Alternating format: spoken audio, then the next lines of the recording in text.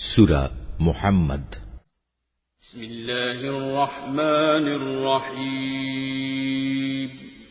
রহমান রহিম আল্লাহ তাআলার নামে। যারা আল্লাহ তাআলাকে অস্বীকার করেছে এবং অন্য মানুষদের আল্লাহর পথ থেকে দূরে সরিয়ে রেখেছে, আল্লাহ তাআলা তাদের সমগ্র কর্মই বিনষ্ট করে দিয়েছেন। যারা আল্লাহর উপর ঈমান এনেছে এবং ভালো কাজ করেছে, মুহাম্মাদের উপর আল্লাহর তরফ থেকে যা কিছু নাজিল করা হয়েছে তার উপরও ঈমান এনেছে, যা একান্তভাবে তাদের মালিকের পক্ষ থেকে আসা সত্য, আল্লাহ তাআলা তাদের জীবনে সব গুনাহখাতা মাফ করে দেবেন এবং তাদের অবস্থা শুধরে দেবেন। এ সব কিছু এজন্য হবে যারা আল্লাহকে অস্বীকার করে, তারা মূলত মিথ্যারই অনুসরণ করে। অপরদিকে যারা ঈমান আনে, তারা তাদের মালিকের কাছ থেকে পাওয়া সত্য বিষয়ের অনুসরণ করে, আর এভাবেই আল্লাহ তাআলা এদের জন্য তাদের দৃষ্টান্ত স্থাপন করেন। অতএব যুদ্ধের ময়দানে যখন তোমরা কাফেরদের সম্মুখীন হবে, তখন তোমরা তাদের গর্দানে আঘাত করো। অতঃপর এভাবে তাদের অনেককেই যখন হত্যা করবে, তখন তোমরা বন্দীদের শক্ত করে বেঁধে রাখো। এরপর বন্দীদের মুক্ত করে দেবে কিংবা তাদের কাছ থেকে মুক্তিপণ আদায় করে ছেড়ে দেবে। এটা একান্তই তোমাদের ব্যাপার। তবে যতক্ষণ যুদ্ধ তার অস্ত্রের বোঝা ফেলে না দেবে, ততক্ষণ পর্যন্ত তোমরাও অস্ত্র সংবরণ করো না। এটাই তোমাদের করা উচিত। অথচ আল্লাহ তাআলা চাইলে যুদ্ধ ছাড়াই তাদের পরাজয়ের শাস্তি দিতে পারতেন। তিনি এক দলকে দিয়ে আর এক দলের পরীক্ষা নিতে চাইলেন। যারা আল্লাহর পথে জীবন দিয়েছে, আল্লাহ তাআলা তাদের কর্ম কখনো বিনষ্ট হতে দেবেন না। তিনি অবশ্যই তাদের সঠিক পথে পরিচালিত করেন এবং তাদের সার্বিক অবস্থাও তিনি শুধরে দেবেন।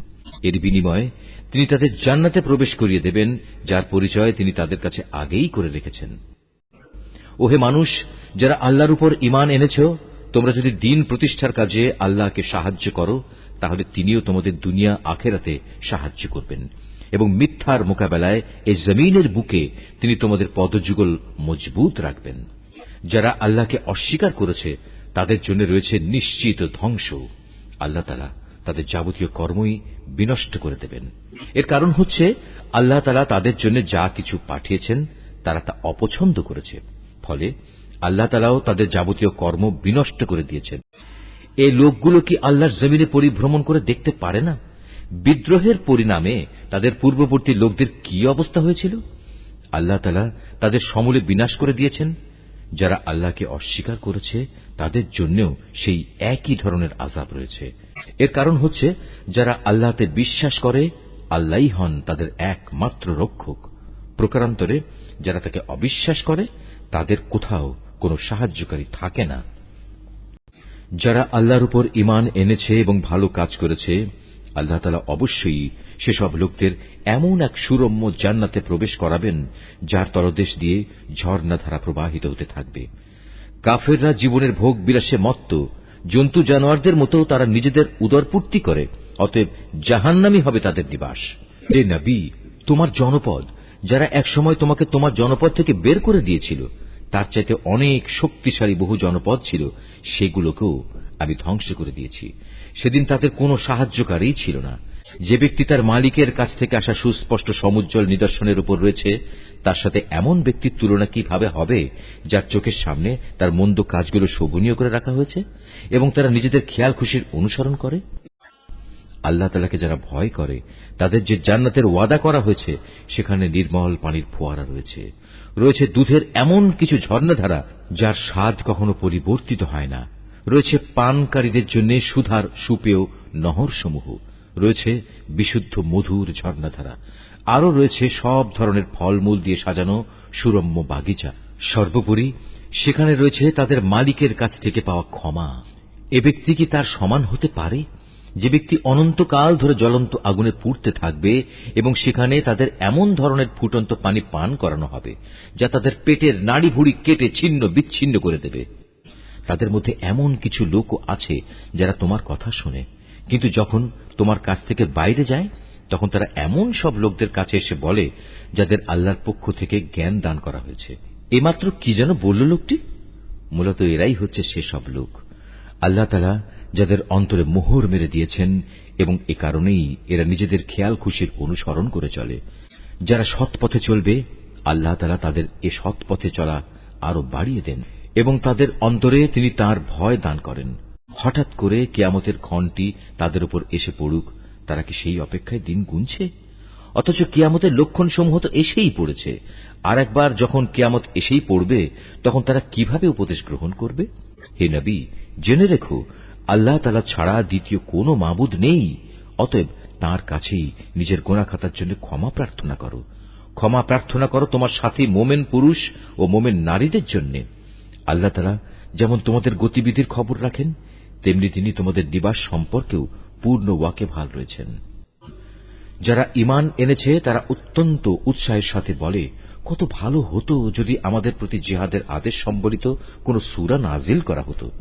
অতঃপর যখন সেই ঈপ্সিত সূরাটি নাজিল করা হয়েছে, তাতে যাদের প্রতি জিহাদের আদেশ দেয়া হল, তখন যাদের অন্তরে মুনাফিকের ব্যাধি রয়েছে, তারা এটা শুনে তোমার দিকে মৃত্যুর ভয় ও সন্ত্রস্ত দৃষ্টিতে তাকাতে থাকল। অতঃপর তাদের জন্যই রয়েছে শোচনীয় পরিণাম। অথচ আদেশের আনুগত্য করা এবং সুন্দর কথা বলাই ছিল তাদের জন্য উত্তম। যখন জিহাদের সিদ্ধান্ত হয়েই গেছে, তখন তাদের জন্য আল্লাহর সাথে কৃত অঙ্গীকার পূরণ করাই ছিল ভালো। অতএব তোমাদের কাছ থেকে এর চাইতে বেশি কি প্রত্যাশা করা যাবে? যে তোমরা একবার যদি এই জমিনে শাসন ক্ষমতায় বসতে পারো, তাহলে আল্লাহর জমিনে বিপর্যয় সৃষ্টি করবে এবং যাবতীয় আত্মীয়তার বন্ধন ছিন্ন করে ফেলবে। মূলত এরা হচ্ছে সেসব মানুষ যাদের উপর আল্লাহ তাআলা অভিসম্পাত করেন। তিনি তাদের বোবা করে দিয়েছেন, তাই তারা সত্য কথা বলতে পারে না, এবং তাদের তিনি অন্ধ করে দিয়েছেন, তাই তারা সত্য কি তা দেখতেও পায় না। তবে কি এরা কোরআন সম্পর্কে কোন রকম চিন্তা গবেষণা করে না? নাকি এদের অন্তরসমূহের উপর তালা ঝুলে আছে? যাদের কাছে হেদায়েতের পথ পরিষ্কার হয়ে যাওয়ার পরেও তারা তা থেকে মুখ ফিরিয়ে নেয়, শয়তান এদের মন্দ কাজগুলো ভালো লেবাস দিয়ে শোভনীয় করে পেশ করে এবং তাদের জন্য নানা মিথ্যা প্রলোভন দিয়ে রাখে। এমনটি এজন্যই হয়েছে, মানুষের জন্য আল্লাহ তাআলা যা কিছু নাজিল করেছেন তা যারা পছন্দ করে না, এরা তাদের বলে, আমরা ঈমানদারদের দলে থাকলেও কিছু কিছু ব্যাপারে আমরা তোমাদের কথা মতোই চলব। আল্লাহ তাআলা এদের গোপন অভিসন্ধি সম্পর্কে খবর রাখেন। সেদিন তাদের অবস্থা কেমন হবে, যেদিন আল্লাহর ফেরেশতা তাদের মুখমণ্ডল ও পৃষ্ঠদেশে প্রচন্ড আঘাত করতে করতে তাদের মৃত্যু ঘটাবে। এটা এজন্যে তারা এমন সব পথের অনুসরণ করেছে যার উপর আল্লাহ তাআলা অসন্তুষ্ট। আল্লাহর সন্তুষ্টি তারা কখনো পছন্দ করেনি। এ কারণেই আল্লাহ তাআলা এদের যাবতীয় কর্ম নিষ্ফল করে দিয়েছেন। যেসব মানুষের মনে মুনাফিকির ব্যাধি রয়েছে, তারা কি একথা বুঝে নিয়েছে আল্লাহ তাআলা তাদের এ বিদ্বেষজনিত আচরণ অন্যদের সামনে প্রকাশ করে দেবেন না? আমি তো ইচ্ছা করলে তোমাকে তাদের দেখিয়ে দিতে পারি। অতঃপর তাদের চেহারা দেখেই তুমি তাদের চিনে নিতে পারবে। তুমি তাদের কথাবার্তার ধরন দেখে তাদের অবশ্যই চিনে নিতে পারবে এরাই হচ্ছে আসল মুনাফিক। নিঃসন্দেহে আল্লাহ তাআলা তোমাদের যাবতীয় কার্যের ব্যাপারে সম্যক ওয়াকিবহাল রয়েছেন। আমি অবশ্যই তোমাদের পরীক্ষা করব, যতক্ষণ না আমি একথা জেনে নেব কে তোমাদের মাঝে সত্যিকার ভাবে আল্লাহর পথের মুজাহিদ আর কে তোমাদের মধ্যে জিহাদের ময়দানে ধৈর্য ধারণকারী অবিচল। যতক্ষণ পর্যন্ত আমি তোমাদের খোঁজ খবর ভালো করে যাচাই বাছাই করে না নেব, ততক্ষণ পর্যন্ত আমার এই পরীক্ষা চলতে থাকবে। যারা কুফরি করে এবং অন্য মানুষদের আল্লাহর পথে আসা থেকে বিরত রাখে এবং তাদের কাছে হেদায়েতের পথ পরিষ্কার হয়ে যাওয়ার পরেও যারা আল্লাহর রসুলের বিরোধিতা করে, তারা কখনো আল্লাহ তাআলার কিছুমাত্র ক্ষতি সাধন করতে সক্ষম হবে না, বরং এ কারণে অচিরেই আল্লাহ তাআলা তাদের যাবতীয় কর্ম নিষ্ফল করে দেবেন। ওহে মানুষ, যারা ঈমান এনেছ, তোমরা সর্বাবস্থায় আল্লাহর আনুগত্য করো, শর্তহীন আনুগত্য করো তার রসুলের। বিদ্রোহ করে কখনো তোমরা নিজেদের কাজকর্ম বিফলে যেতে দিও না। যারা নিজেরা আল্লাহ তাআলাকে অস্বীকার করে এবং অন্য মানুষদেরও যারা আল্লাহর পথে আসা থেকে ফিরিয়ে রাখে, অতঃপর এ কাফের অবস্থায় তারা মরে যায়, আল্লাহ তাআলা এসব লোকদের কখনো ক্ষমা করবেন না। অতএব তোমরা কখনো হতোদ্যম হয়ে পড়ো না এবং কাফেরদের সন্ধির দিকে ডেকো না, কেননা শেষতক বিজয়ী তোমরাই হবে। আল্লাহ তাআলা তো তোমাদের সাথেই রয়েছেন, তিনি কখনো তোমাদের কর্মফল বিনষ্ট করবেন না। অবশ্যই এ বৈষয়িক দুনিয়ার জীবন হচ্ছে খেলাধুলা ও হাসি তামাশা মাত্র।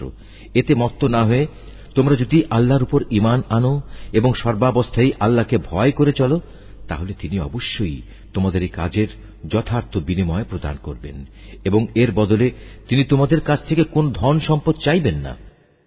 যদি কখনো তিনি তোমাদের কল্যাণের জন্য তোমাদের ধন সম্পদের কিছু অংশ দাবি করেন, অতঃপর এর জন্য তিনি যদি তোমাদের উপর প্রবল চাপও প্রদান করেন, তা হলেও তোমরা তা দিতে গিয়ে কার্পণ্য করবে। ফলে তোমাদের বিদ্বেষজনিত আচরণগুলো তিনি বের করে দেবেন। হ্যাঁ, এ হচ্ছে তোমরা, তোমাদেরই তো ডাকা হচ্ছে আল্লাহর পথে সম্পদ খরচ করার জন্য। অতঃপর তোমাদের একদল লোক কার্পণ্য করতে শুরু করল, অথচ যারা কার্পণ্য করে তারা প্রকারান্তরে নিজেদের সাথেই কার্পণ্য করে।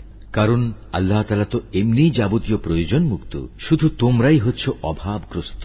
তা সত্ত্বেও যদি তোমরা আল্লাহর পথে ফিরে না আসো, তাহলে তিনি তোমাদের জায়গায় অন্য কোনো এক জাতির উত্থান ঘটাবেন। অতঃপর তারা কখনো তোমাদের মতো হবে না।